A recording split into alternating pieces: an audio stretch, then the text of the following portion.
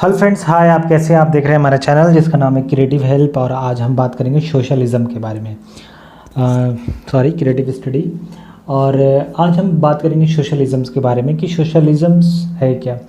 ये एक एंटीथेसिस है कैपिटलिज़म्स का। मतलब क्या है कि जब बहस मुबासा हुआ या और बहुत सारे डिफरेंसेस हुए, डिबेट हुआ, तो मालूम पड़ा कि कैपिटलिज़म जो चल रहा था, पूंजीवाद जिसे कहते हैं, उसका एंटीथेसिस निकल के आया है ये सोशलिज़म। सोशलिज़म में सोशल एंड इकोनॉमिक इक्वलिटी के बारे में बात की गई है। बेसिक एजम्पशन जो सोशलिज़म्स का है, ह्यूमन नेचर। मतलब कहने का मतलब है कि जो ह्यूमन नेचर जो है वो एक आइलैंड की तरह नहीं है कि इंसान जो आइलैंड है वो एक कॉन्टिनेंट का पार्ट है।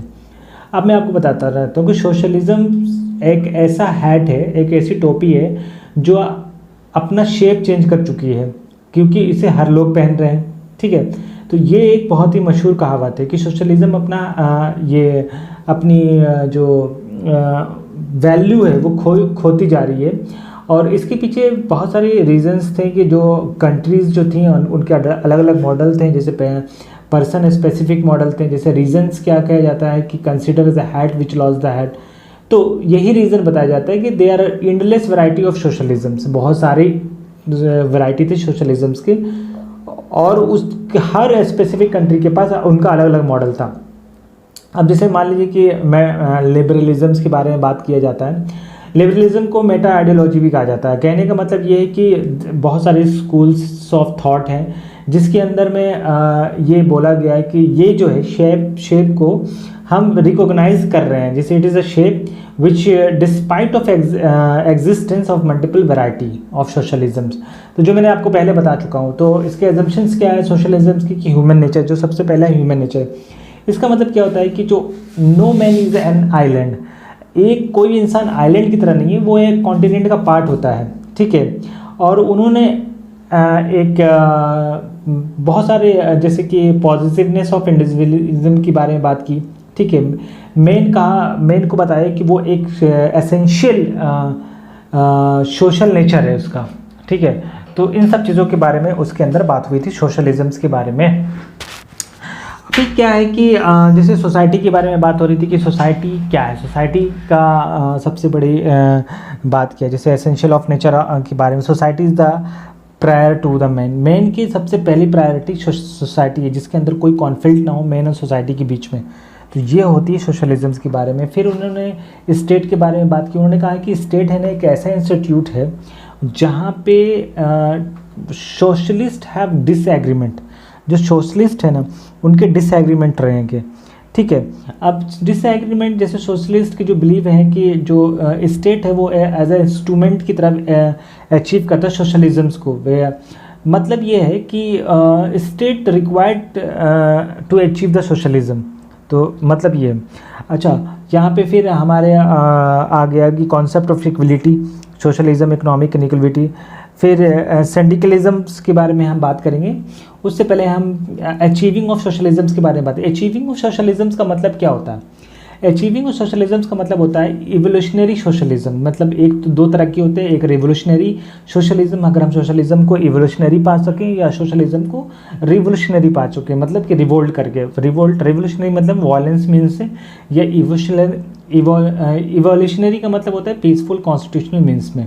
ठीक है, अब सोशलिज़म के कॉन्सेप्शंस जो है फ्रीडम के रिगार्डिंग, वो क्या है कि जैसे सोशलिस्ट चाहते हैं कि फ्रीडम का मतलब ये होता है कि नेसेसिटीज़ होनी चाहिए। जैसे कि अगर वो सजेस्ट करते हैं कि मेन की जो ज़रूरत है वो इकोनॉमिक है, राइट टू वर्क है, राइट टू एजुकेशन, फूड है। अगर उनको ये प्राइमरी कंसर्न है, इनको वो देना चाहिए। इक्वलिटी के जब बारे में बात करते हैं वो, तो वो कहते हैं कि इक्वलिटी जो है सस्टेनेटिव है। मतलब ये होता है कि जो उनका बिलीव है सोशल और इकोनॉमिक इक्वलिटी के बारे में बात करते हैं। लीगल पॉलिटिकल इक्वलिटी के बारे में बात हुई। ठीक है, लिबरल्स जो उनकी नज़र में है कि जैसे लिबरल इज़ अ फॉर्मल के बारे में बात की उन्होंने। सोशल एंड इकोनॉमिक डेमोक्रेसी जो है उनकी नज़र में प्रायोरिटी थी पॉलिटिकल डेमोक्रेसी। और पॉलिटिकल डेमोक्रेसी से पहले उनकी थी कि पॉलिटिकल डेमोक्रेसी से ज़्यादा बेहतर है कि सोशल इकोनॉमिक डेमोक्रेसी होनी चाहिए। वो उन्होंने डेवलपमेंट के बारे में बात की, डेमोक्रेसी से पहले डेवलपमेंट के बारे में बात की जो चाइना मॉडल से ली गई थी। सोशलिज़म्स का जो अपील था वो थर्ड वर्ल्ड वार के बाद हुआ था। रीज़न क्या था कि बहुत ज़्यादा जो कंट्री देश पॉवर्टी में हो गई थी और उनके वजह से जो इंडिविजुअलिज़म्स जो है ना वो कंसीडर नहीं किया जा रहा था, उनको उनके राइट को नहीं कंसीडर किया जा रहा था। उनको मतलब कॉलोनी जो बन गई थी बहुत सारा, जिसे यूएसएसआर सपोर्ट करता था, ठीक है, तो ये सारी चीज़ें आ रही थी। तो इस वजह से वो सोशलिज़म्स जो है बहुत ही ज़्यादा बढ़ के आया था। सोशलिज़म्स के जो मार्क्सिस्ट सोशलिज़म्स हैं वो क्या थे, मतलब उनका कहना था बिफोर मार्क्स जो सोशलिज़म थे वो यूटोपिया था, यूटोपियन सोच, और आफ्टर मार्क्स जो था वो था सेंट सेमन के, मतलब कि कहने का मतलब ये है कि जो उसके अंदर जो चार्ल्स फॉरियर थे, रॉबर्ट ओन्स थे, ठीक है। अब इन्होंने किस तरह से सोशलिज्म लाया था, जैसे बिफोर आफ्टर सोशल मार्क्स जो थे, मार्क्स के बाद जो कार्ल मार्क्स के जो बाद जो हमारा सोशलिज्म जो आया था वो इवोल्यूशनरी सोशलिज्म था, जैसे रिविजन सोशलिज्म भी कहते हैं। वो एक पार्लियामेंट्री रोड टू सोशलिज्म्स की तरफ उस तरह से जाता था। अब आता है एक सिंडिकलिज्म। सिंडिकलिज्म जो है फ्रेंच मॉडल है सोशलिज्म्स का, वो सपोर्ट करते थे वायलेंस मेथड को, ठीक है। तो वो फ्रेंच मॉडल है, वो जैसे एक वर्कर यूनियन बना लिया और उसके बाद उसमें बहुत ज़्यादा प्रॉब्लम क्रिएट होती थी। एक गिल्ड सोशलिज्म आता था, वो मैं आगे बता दूंगा। ब्रिटिश मॉडल है, वो पीसफुल थे, ठीक है। एक फेबिनिज़म्स आता था, वो भी पीसफुल थे। सोशलिज्म्स बाय मिडिल क्लास, वो मिडिल क्लास की तरफ ब्रिटिश में लास्ट की ये जॉर्ज बर्नार्डिस वगैरह थे इसके अंदर, नेहरू भी थे, इसी को फॉलो करते थे। अब इवोल्यूशनरी सोशलिज्म से पहले हम यहाँ पे देख लेते हैं कि सिंडिकलिज्म्स और मार्क्सिज्म्स में क्या फ़र्क है। अब देखो सिंडिकलिज्म्स में तुम्हारे सुप्रीमेसी जो है वर्किंग क्लास को दी जाती थी और they believe on their entire wealth पे बिलीव करते थे, जबकि यहाँ पे मार्क्सिज्म जो है वो कहीं ना जहाँ पे बात की जाती थी कि जो डिक्टेटरशिप हो रहा है वर्कर पे, उसके बारे में बात हुई थी। उनका जो मेथड ऑफ रिवोल्यूशंस था वो स्ट्राइक वगैरह करते थे, लॉकडाउन करते थे। इनका जो था कि वो क्लासलेस सोसाइटी और के बारे में बात करते थे, ये ट्रांजिशनल स्टेट में थे, ठीक है। जहाँ पे सिंडिकलिज्म के कैपिटलिस्ट के बारे में वो चाहते थे कि कैपिटलिस्ट जो है वो उनका कंट्रोल इंडस्ट्री वगैरह पे कंट्रोल हो जाए और इस तरह की चीज़ें वो करते थे।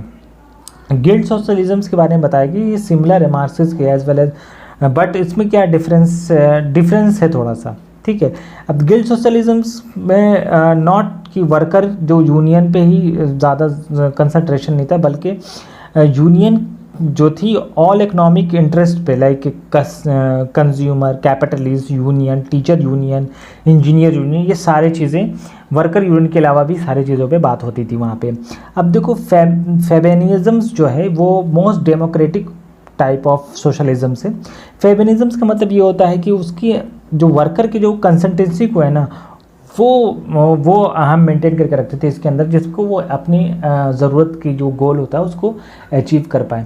अब देखो तो यहाँ पे हम बात कर रहे थे कि वो सिचुएशन जो आई थी कि किस तरीके से उन्होंने सिंडिकलिज्म्स के बारे में बात कर ली मैंने, जो डिफरेंस था किस गिल्ट और सिंडिकेट में क्या डिफरेंस है, वो उन्होंने सिंडिकेट ने जो वर्कर के अलावा भी गिल्ट में, जहाँ तक कि यूनियन के अलावा भी उन्होंने अलग चीज़ों पे भी इंटरेस्ट दिखाया था। गिल्ड सोशलिज्म हैव सिमिलरिटीज़ जो है वो मार्क्सिज्म से थी, ठीक है, थोड़ा बड़ा डिफरेंस था लाइक सिंडिकलिज्म्स के अंदर में। ये चीज़ें मैंने आपको बता दी और फेमिनिज़म वगैरह भी बता दी। अब क्या है कि सोशलिज्म इज़ लाइक ये मैंने आपको बता दिया था कि एक ऐसा हैट है और उसको अचीव करने के लिए 2-3 तरह के मेथड जो आती हैं, रिवोल्यूशनरी और वायलेंस मेथड के बारे में ये सारी चीज़ें हो चुकी हैं। अगर आपको मेरी ये वीडियो सोशलिज्म्स की पसंद आती है तो प्लीज़ इस चैनल को सब्सक्राइब कर लीजिए। तब तक के लिए अपना ख्याल रखें। Take care, bye bye, have a nice day.